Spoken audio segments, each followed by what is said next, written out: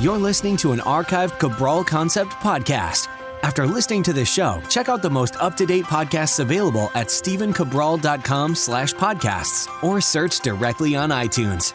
And now, welcome to the Cabral Concept, where board-certified naturopath and integrative health practitioner Dr. Stephen Cabral shares how he was diagnosed at the age of 17 with a life-altering illness and given no hope for recovery. It was only after studying and traveling all over the world did he discover how to combine ancient Ayurvedic healing practices with state-of-the-art naturopathic and functional medicine to fully rebalance the body and re-energize it with life. It's time to discover how to get well, lose weight, and finally feel alive again. And now, here's your host, Dr. Stephen Cabral.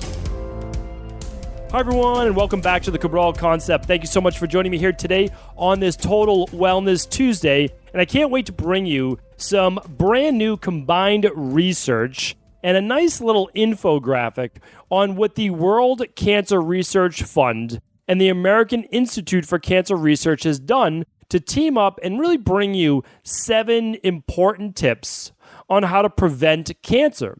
So we never know. Again, many people don't know if they're going to get cancer in their lifetime or not. Right now, it's leaning towards a 1 in 3, meaning 1 out of 3 people will get cancer within their lifetime.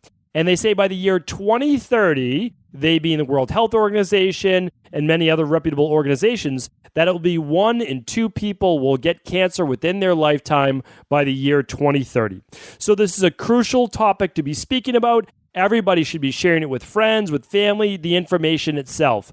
So I thought, again, I'm not always the biggest advocate of a lot of these bigger government-based groups and what they're recommending, because sometimes there's a lot of private interest involved. But the World Cancer Research Fund and the American Institute for Cancer Research, they have teamed up. It's a nice 7 recommendations. And I do think that they are all lifestyle-based, things that we can do as best we can to the best of our ability to absolutely cut down on cancer. And one of the reasons I want to bring you this today is because, as I'm recording it, it's the holiday weekend, and I'm out at any of the local stores picking up food, etc.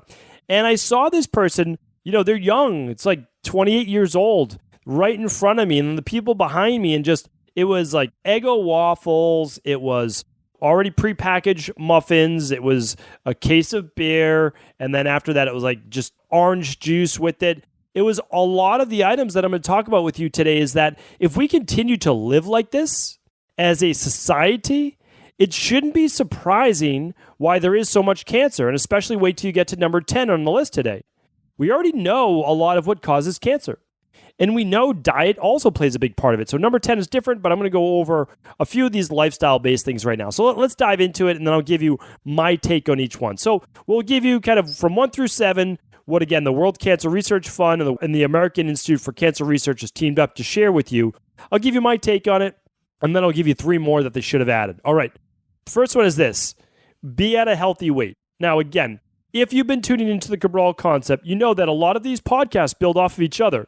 So I hope that you tuned in. This was episode 1201. So it was last week. It was last Tuesday, stephencabral.com/1201. It was 8 easily fixable factors that predict an early death. So I want you to check out that show. I think you'll see a lot of similarities. Not all of them, but you'll see a lot of similarities to what prevents cancer, also helps to prevent an earlier death. And I gave you a couple more in that past show.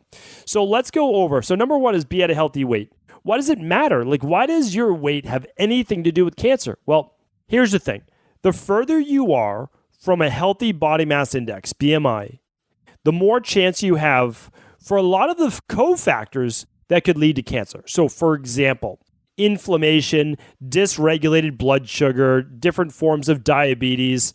The more fat or weight that you put on, the more that adipose tissue or fat tissue creates estrogen, endogenous forms of estrogen, meaning estrogen that you take in through your own body is obviously not a good thing. And the higher levels of estrogen, potentially the higher levels of cancer. Plus, if you're gaining weight, you may be increasing your total food consumption. The more food we eat, especially if it's not healthy forms of food, the more free radical damage, the more oxidation, and also the more toxins, which could lead to, again, greater metastasis of cancer-based cells. Let's take a step back for a second. Each one of us, myself, you as well, We have cancer cells in our body at almost all times. But our healthy immune system, this is why I always talk to you about going back to supporting your body. A healthy immune system is telling those cells, basically it's called apoptosis, programmed cell death. Something went wrong in the cell division. Those cells may be precancerous, cancerous, and they're programmed to basically kill themselves, to implode. And I know it doesn't sound like the nicest thing, but that's how it saves the greater good, the whole body. Well, when the body's not balanced and the immune system's not balanced, that can't happen. And then also natural killer cells can't go and attack and break down these cancerous-based cells. So really important, as we're always talking about it, we're not looking to cure disease. We're not looking to treat disease. We're not looking to diagnose disease. What we do is make sure that we give the body all the raw material that it needs in order to keep itself healthy. Whether you have the dis-ease itself or not, we need to support the body. A big part of that, stay at a healthy weight. Okay, these ones will all reinforce that. Number 2, be physically active. Why does it matter? Well, of course, it helps to better keep you at a healthy weight. There's no doubt about that. My view on exercise and weight loss is that exercise is not going to help you really lose the weight. It's mainly through nutrition. But what exercise will do is to help you keep the weight off. That's super important because exercise works through a slower process. It builds that body up. It's going to boost your metabolism. And all of that matters over time. As we start to add lean muscle, as we start to move our bodies more, get our 10,000 steps per day. Well, by exercising, we also oxygenate our muscle tissue or tissue of our body to a greater degree. We already know through a lot of research that not the blood itself, because we're not talking about changing the blood pH, but we are talking about the cell pH. And that can happen through oxygenating the cell or making it work in what's called a lactic acid-based environment. And if you produce a lot of lactic acid in the cells or fermentation, well, that's the perfect process for replicating or creating cancer, metastasizing cancer cells. So we know that oxygenation, even especially cardio, believe it or not, will help to pump more oxygen through the body. It helps pull and draw and push more oxygen into the cells and more carbon dioxide out of the body. That actually does help with the pH of the body. Again, we're not talking about rapidly changing the blood pH, which is, as we said before, is going to stay right around neutral, just above that, slightly alkaline at about 7.356 is the average alkaline or just slightly alkaline pH of the blood. What we're doing is, though, is we're driving more oxygen to the body, keeping ourselves physically fit, and also calming that central nervous system in terms of stress. We'll get to that one in a bit. All right, number 3 is this: a diet rich in whole grains, vegetables, fruit, and beans. So this one might be kind of controversial because they're saying, well, what is whole grains? Well, whole grains are not bread. Whole grains are not pasta. Whole grains is not a whole wheat pizza. That's not whole grains. There's nothing whole about that. That's flour, right? That's processed and that's been broken down. Now, is it the worst thing in the world for you? Probably not compared to a lot of hydrogenated fats, which we'll talk about and other things. But let's talk about whole grains. To me, whole grains is like buckwheat, or it is my favorite, which is oats. You know, I'm not an advocate of going wild on grains, but a little bit. Well, for most of the longest lived people, they had a little bit of grains in the diet. Some of those may be oats. Some of them may be quinoa. And if you do well with them, then fine. We don't want to go overboard. And if you're someone more prone to dysregulated glucose, type 2 diabetes, high blood sugar, etc., you'll probably want to go lighter on the grains or no grains at all. For a lot of people, if you're on my Candida and bacterial overgrowth protocol or one of our autoimmune-based protocols, we're trying to rebalance the body and we're eliminating grains for the first 21 days before we try to test them out again. So there's lots of different ways, but let's look past that. Let's look at the vegetables. Let's look at the low glycemic fruit, especially veggies, and let's look at the beans for those people that can handle them without digestive upset. What do we have? Like, what are we really talking about? Well, let's get rid of the grains. Let's push that aside for a second. Let's focus on veggies, fruit, and beans. We're looking at fiber.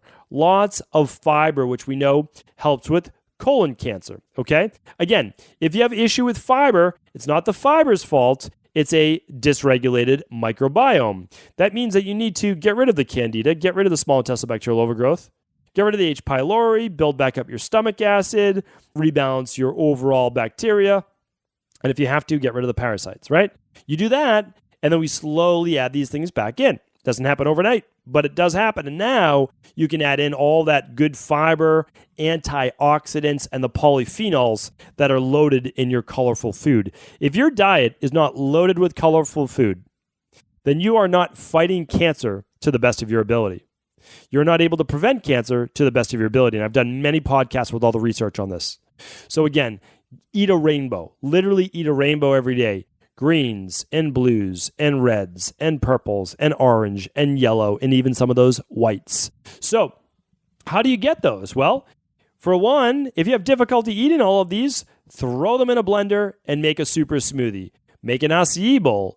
I mean, they're easy to get. You can do the daily fruit and vegetable blend. That's an easy way to get them as well. Although I can't recommend enough, I can't stress enough that you do need the whole foods in there as well. You do need the fiber. The smoothie will provide that. You just blend it up, makes it easy. But the daily fruit and vegetable blend are juiced 22 organic fruits and vegetables and superfoods. So still great, but get those whole foods in there too, okay? All right, the next one is this. So again, fruit, vegetables, beans, get those antioxidants, get the polyphenols, get all the enzymes, get everything that those plant-based foods can provide for you. And then if you're doing okay with some whole grains, fine, add in a little bit if you'd like. All right, number 4 is this. Limit fast food, processed foods, foods high in fat, starches, and sugar. We'll talk about these a little bit. All it's talking about is processed food. If it comes in a box or it comes in a bag, we want to limit those very, very much. Okay, what does it mean? Well, it means that you took whole foods most likely, you ground them up, maybe for the most part, unless you're eating healthier ones, they've been just stripped of all their nutrients, broken down to the easiest and fastest digesting starch, and it will potentially spike your blood sugar. Not good, right, for preventing cancer. And also, a lot of these foods in these boxes have a lot of hydrogenated fat or trans fat as well. So we want to stay away from that. Biggest thing we want to stay away from, hydrogenated or even just cooked vegetable oils. They're called polyunsaturated fats. I did a podcast on these as well. Really important. Here's why. Fats are things like vegetable oil. So a lot of people write on a label will say, made with vegetable oil. And you're like, wow, this is healthy because it's made from the oil of a vegetable. Well, not so fast because vegetables were never meant to turn into these cooked fats. Vegetables contain predominantly polyunsaturated fats. Let's make this easy. If you hear unsaturated, think this. All of the bonds, the chemical bonds between the different fat molecules are easy to separate. Think of it that way. They're easier to separate. Well, under heat, they can easily be cleaved off. They can easily be broken off. Well, what does that mean? Well, it means they can lead to greater oxidation in the body, greater free radical damage. It can clog up the cells themselves, so the cell membranes, creating oxidation in them as well. It can lead to even potentially more of a catabolic cellular membrane, so a dysaerobic, or I should say aerobic-based breakdown of the cells. The next part is this. It can clog up the lymphatic system, if I haven't mentioned that yet. Not good for the liver, not good for your lymph. Super important that we limit vegetable oils, cooked vegetable oils in our diet. Really, really important. Okay, we'll talk about some good ones in a moment. So we know we limit those processed foods. The next thing we want to do is this. Limit red meat and processed meat. And I know that this is going to go against the grain, and there's going to be people that say that, well, what about, organ meat? What about grass-fed meat? What about wild game that I hunt myself? Well, sure, if you do that, you're in the minority. Most people are going to their grocers. They're buying meat that they don't even know has been irradiated, chlorinated, and everything else to keep it actually red color instead of gray, because decaying meat turns gray. And a lot of times they don't know the quality of that food. So it has growth hormone in it. It has certain forms of estrogen in it, all things done to fatten up the cow, right? To make it much, much larger. So, here's the thing. That type of meat is never healthy, like in the first place. If you're trying to make an argument for eating some elk every once in a while, or eating some buffalo, or, other types of meat like that, or some game meat, or even from they call it, snout to tail or nose to tail. Well, it's a little bit different of an argument because you're talking about cartilage and other stuff as well. But here's the thing. No matter what, we're supposed to limit the total amount of protein in our diet if we don't want to increase cancer. We know that now. Again, the top health people really do say this. It's not me. I don't want to be like, oh, I'm that guy who says don't eat meat. Here's the thing. I'm telling you that the greater amount of meat you have in your diet, the greater chance you have for cancer. This is not just hearsay. There are a lot of people who make a living by trying to say, oh, well, no, I feel great eating meat, so I eat a lot of it. Yes, you can feel great eating meat. I'm going to do a whole podcast on this because meat increases epinephrine in the body. Epinephrine is a stress hormone. When you feel stressed, you feel amped and ready to go. That's just one of the reasons. Meat also increases IGF-1. The higher the IGF-1 levels, typically the greater the earlier mortality. They've found a direct correlation. The lower your IGF-1 levels, the longer you typically live. This is almost across the board. So this is super important to look at. No more than 19% of the diet from protein, and really you want to limit. If you want to eat meat, go easy. And again, people point to the Inuit as like this long-lived civilization, and they're eating a predominantly carnivore diet. First of all, that's not true. Second of all, they're eating predominantly fish, and fish has been fermented as well. So it's like it's not the same thing, and it's also a different lifestyle. So are you walking 13 to 18,000 steps per day? Like, what does your lifestyle look like? It's super important to look at all of those things. How long are you fasting in order to be able to eat that much? And yes, and they eat some caribou and they eat some elk, for sure. But we also have to look at total quantity. And the typical life expectancy is high 60s. And yes, they might not have cardiovascular disease, but they can die of other things and still have a lower life expectancy of 68 years old. Again, that's the same for the Maasai. Do you really want to be lumped in that at 68 years old? Do you want to be healthy and then die at 68? Well, hopefully you want to be healthy and not die at 68. What about healthy and live to 88? That's an extra 10 years than the average person. What about healthy and live to 98 or beyond?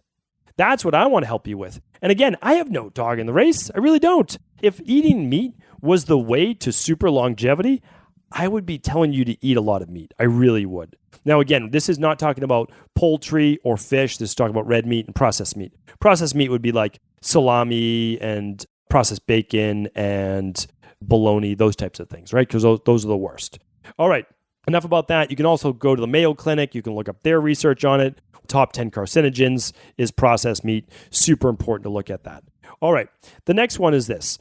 Again, that's not a very popular topic because of a lot of people pretending to be on the keto diet and eating a lot of meat. If you eat that much meat on a keto diet, it's going to kick you out of keto. But a lot of people doing the carnivore-based diet, again, I've done a whole show on that. Just go to stephencabral.com/podcast, type in carnivore. You'll find my podcast on that. Again, very unbiased. If the carnivore diet was the way to go, I would be promoting it. I don't care about just short-term results. I care about long-term. I care about people.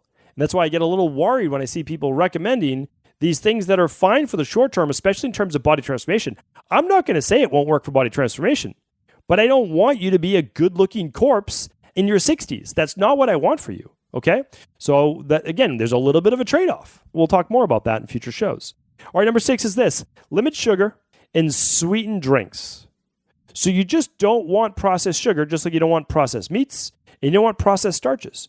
We don't want a lot of processed food. When you look at your plate, is that whole food? Like, can you see it growing in nature? It's an easy one. When you're putting together a smoothie, yes, it's blended at the end, but you put a whole food in there. Looks fantastic. A lot of antioxidants, a lot of polyphenols in there. All right. So limit sugar, limit sweetened drinks. Any label, anything that you're drinking for a soft drink or drink that has a label on it, it's probably not going to be good for you. Now, there's a few in between, right? But still, like even people going wild on coconut water, it still can be a lot of sugar. Go easy on that, okay? We don't want concentrated sugar. We just want to stay away from that. We want our sugar to come from fruit. We want it to come from sweet potatoes, yams, yucca, parsnips, beets, carrots, all those great things. But we don't want to go wild on it in terms of unabated sugar. Unabated sugar means it doesn't have the fiber. It's not locked in with the rest of the food in the meal that you're having, all right? So let's be careful on that one. Number 7 is this. Limit alcohol consumption. I talked about this before, gave you some great research on a podcast. If you have more than 2 to 3 drinks per week, you're going to increase your chances for mortality and cancer as well. Let's be careful on our alcohol consumption. So what do I mean by that? I mean, pick one night of the week, not every night of the week, but one night of the week, and have a couple drinks if you choose to have alcohol. It's better to do it all in one night, not 12 drinks in a night. I said 2. Better to do it in one night than to do it over 2 or 3 nights, because you're going to get inflammation. You're going to cause your liver to have to do a lot more work. It's going to shut down the rest of the body on detoxification to a greater degree. So pick one night, have it be your night. Maybe it's with your cheat meal or your flex meal, whatever you want to call it. Enjoy yourself. Go out with friends, family, your partner, laugh, have a good time, release stress. Fantastic. But keep it at one night. Again, I'm talking ideal world. I know that I am. I'm just saying do the best you can. Really, the best that you can is what we want. All right. That was the World, give you this, I want to give credit where credit's due, World Cancer Research Fund and the American Institute for Cancer Research. And I just gave you my take on all of those as I read them up. All right. So I'm going to give you 3 more. Number 8 is this, because we're going to 10. I want everyone to be fasting for 12 hours a day. There is a special population, those people with hypoglycemia or another health or medical-based condition where maybe they need a little bit of a snack before bed and they need to eat right upon waking, okay? But for everyone else, even kids, 12 hours a day. Again, kids just don't get enough sleep anymore. You have to get your kids, again, if they're under 6 years old or so, 10 to 12 hours of sleep a night they should be getting. They should be in bed that long. I know kids are getting 8 hours of sleep a night at 4 or 5 years old. No, that they need more sleep. They need to be more of an anabolic condition for the brain, for the nervous system. They're still developing. They're developing all the way through their teenage years. We need to get our kids more sleep. All right, so anyway, that's why it's easier to fast for kids, because they're going to be asleep during that time. And then when they wake up, of course they need to eat. They're going to be fast oxidizers. They run through food faster. I preach 3 meals a day. I go back to that podcast on that, why 3 meals a day, or make the move to 3 meals a day. I forget what it's called, but if you just type in 3 meals, you'll find that at stephencabral.com/podcasts. So, but for kids, 3 meals, and I do a snack in between each meal is nice for kids, and that works, really, really well. All right, here's the thing. 12 hours for most people, a little bit longer for some. And then what I say too is every week, or at least every couple weeks, try to do a 24-hour fast. Go back to my podcast on fasting. Really, really important. I do mine Sunday night to Monday night. I have dinner with my family Sunday, then I stop eating. Drink water, or I do the DNS shakes throughout the day. That's called the 24-hour reset diet. You can check that out as well. And, well, you know what? Why don't I make this easier for you? Check out stephencabral.com/1208. I'll put some of the links in there today. stephencabral.com/1208. And I'll at least put in that 24-hour reset diet in there too. It's good after like a holiday weekend or more cheat meals than maybe you should have that weekend, things like that. But that's the thing. And I try to do this every week. It's nice for me. Saturday night, typically my cheat, and then Sunday, get back into normal eating, so blood sugar then gets re-regulated, and then Sunday night into Monday night, I do my fast, and that allows me just to, again, get into more autophagy, which helps. Autophagy is so important. There's a podcast on everything, so I'm not going to keep saying that, but you can find out more about autophagy, but it literally is your body's own ability to go in, scavenge bacteria, dead proteins, necrotic tissue, cancer, and it just wipes it out. And again, fasting's along since the dawn of time. Sometimes forced, but many times in religions and many health practitioners use fasting for quite some time. We do our longer fast for 2 to 3 days, about 2.5 days, every 12 weeks. That's part of our Equilibrium Nutrition 7-day detox. You can look that up. Our next one, or you can do one whenever you want, but our next one we're doing as a community right before the 4th of July. So fasting, so important for preventing cancer to the best of your ability. Number 9 is this: reduce stress, anger, and repressed emotions. I personally don't believe there is a stronger correlator with those who get cancer and those that don't. I really, truly believe that. I don't have the science yet to back that up. We are working on that. There's no doubt about it. Not just me. There's other people really looking into this. I believe that cancer, not for everyone again, because people could be exposed to radiation and not even know it and get cancer. People are going to be exposed to certain heavy metals and get cancer. So I'm not just saying that, but there's a real correlation. The people that so many people, but again, it's anecdotal right now. I'm not going to say that it's not, but I know so many people in my own life who have gotten cancer after months or years of a very stressful time in their life, taking care of a loved one that was sick, in a bad relationship, had a child that was very sick, and then they themselves got cancer. It's too coincidental and it's happened too many times for me not to see a correlation between real grief, anger, repressed emotions, mainly anger. It's like the stress and anger, just upset that I've seen cause that. So I just want you to start to reduce that. Meditation, Tai Chi, breathing, talk therapy, emotional freedom technique, like anything that works for you, use it. Number 10 is this, detoxification. Now, again, the world, cancer research, all that, they were talking about like what to limit. I'm talking about what to add. You know, it was like add some meditation, reduce that stress, fast for 24 hours, or fast for 12 hours a day, and detox. If you're not doing a quarterly detox, I believe it's the single best thing that you can do. You can't escape it. I wish that you could. But you live in a world with a minimum of 77,000 stated man-made chemicals, at least 50% of which we know cause cancer. I told you I would bring this up at the beginning of the show. Here's the thing. We know how to give humans and lab rats cancer. They do it all the time in the lab. If they want to figure out how to cure cancer, they have to give the rats cancer in the first place. You know what they do? They give it a pesticide. They literally give it pesticide, and it gives them cancer. And we're wondering why we should eat organic food. We're wondering why we should live healthier lifestyles. I have not run a toxicity test. Maybe it'll happen in the future, but I've not run a toxicity test with someone that does not have some level of styrene, parabens, phthalates, etc. in their body. Plastics, estrogen, mimickers, all sorts of different things that can lead to cancer. It's in our environment. So it's why I recommend, the detox smoothie every morning. It's why I recommend the good sleep, the walking, the exercise, the reducing processed food, reducing anger and stress, and doing a detox every 12 weeks. Because you simply need to support your liver. Remember in the very beginning, I never said that we get to play the person that treats the disease. We're the person that supports the body, right? If we give our body everything that it needs, it already knows how to do the work. When I put all of these great fruits and veggies and things like that in my body, I don't tell my body what to do with them.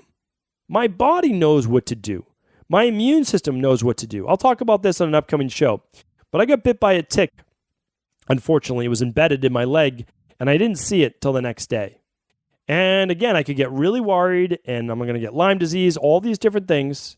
But right away, I just went back to my nature's-based protocol.